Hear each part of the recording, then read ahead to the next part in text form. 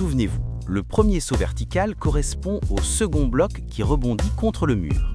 Et le second saut, orienté cette fois selon une pente égale à la racine carrée négative de m1 sur m2, correspond à une collision entre blocs où la quantité de mouvement est conservée.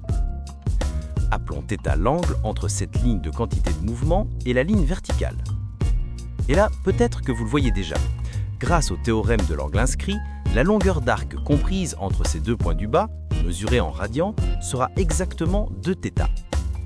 Ce qui est fondamental, c'est que la ligne de quantité de mouvement conserve la même pente pour tous ces sauts reliant le haut et le bas du cercle. Par conséquent, le même raisonnement s'applique. Toutes ces longueurs d'arc doivent aussi être égales à 2θ. Ainsi, à chaque saut, si nous traçons un nouvel arc de cercle, nous constatons qu'après chaque collision, nous parcourons 2θ radians supplémentaires.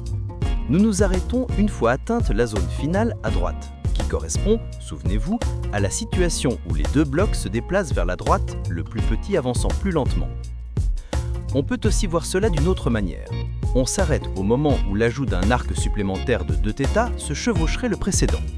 En d'autres termes, combien de fois faut-il additionner 2θ à lui-même avant de dépasser la totalité du cercle, c'est-à-dire 2 π radians?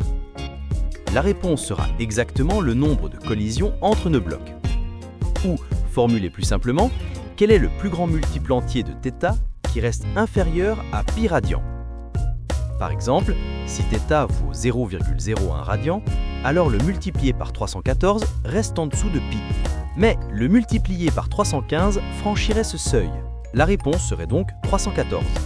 Ce qui signifie que pour un rapport de masse donnant dans notre diagramme un angle θ de 0,01 radian, les blocs entreraient en collision 314 fois. Et maintenant, vous savez exactement ce qu'il nous reste à faire.